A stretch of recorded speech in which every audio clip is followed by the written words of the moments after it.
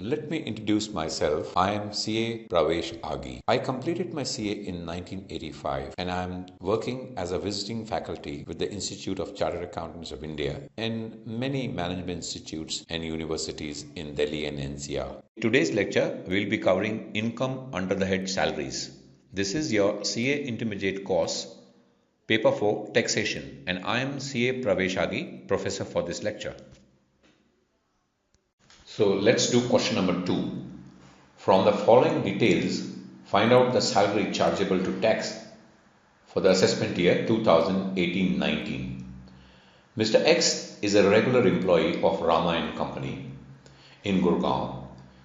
He was appointed on 1st of January 2017 in the scale of rupees 20,000, 1,000 and 30,000.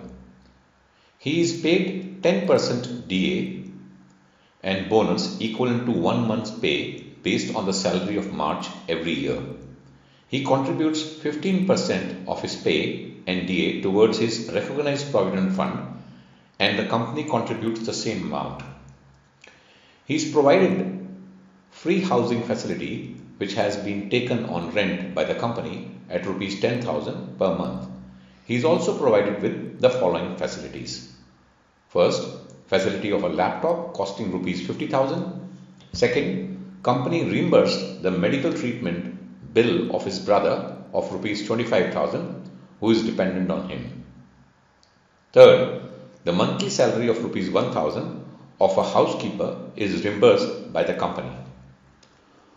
Fourth, gift voucher of rupees 10,000 on the occasion of his marriage anniversary. Fifth, conveyance allowance of rupees 1,000 per month is given by the company towards actual reimbursement. Sixth, he is provided a personal accident policy which premium of rupees 5,000 is paid by the company. Seventh, he is getting a telephone allowance.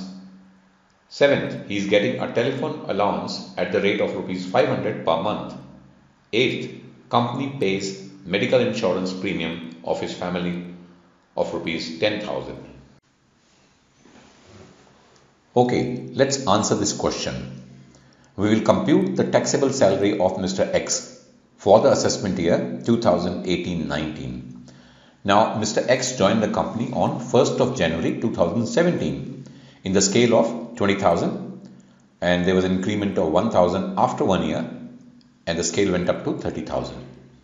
Now, the basic salary during the year will be 2,43,000. Now, it has been computed on the basis of 9 months at the rate of 20,000 and for 3 months at the rate of 21,000. He will get a DNS allowance of 10% of the basic salary, so which comes to 24,300 because his salary is 2,43,000 and 10% of it comes to 24,300. Now he is entitled for a bonus of 1 month for the March salary because the bonus was paid in March. So the salary at the time was 21,000. So bonus will be 21,000. Now we know that employer contribution to a recognized fund in excess of 12% is taxable. So 3% of 2,67,300 works out to 8,019 rupees. Now we move on to taxable allowances. Now we know that he is getting a telephone allowance at the rate of 500 per month which comes to 6,000. So the entire telephone allowance is taxable. Now we must understand here that when the accommodation is taken on lease or rent by the employer, the value of rent-free accommodation provided to the employee would be the actual amount of lease rental paid by the employer or 15% of the salary, whichever is lower.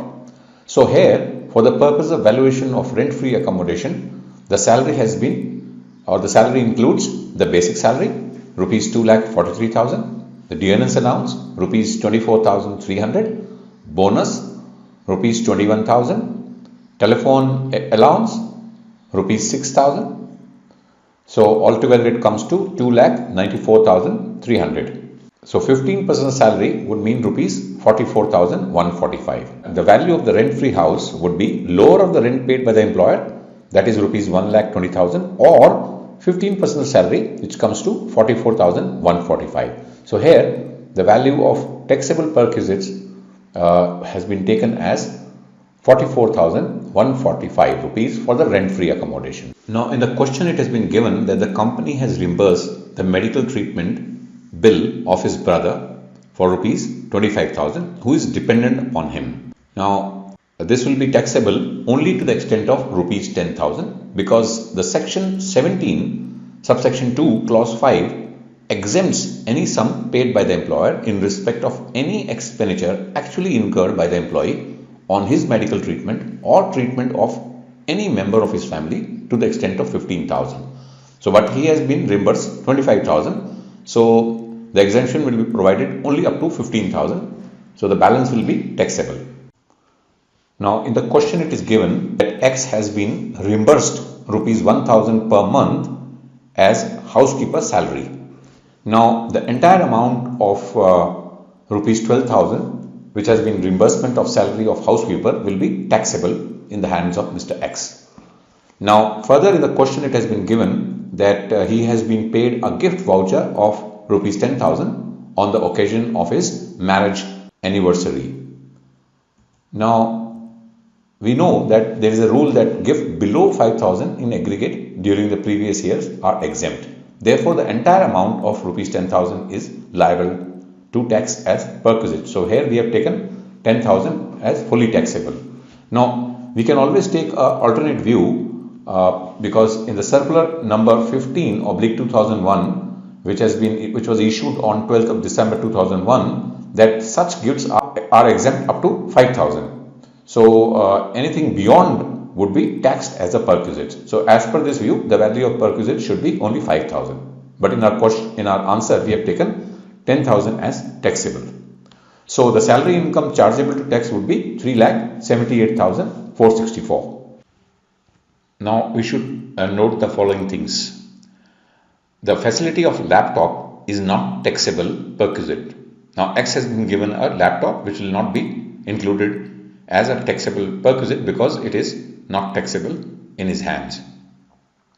Conveyance allowance is also exempt since it is based on actual reimbursement for official purposes.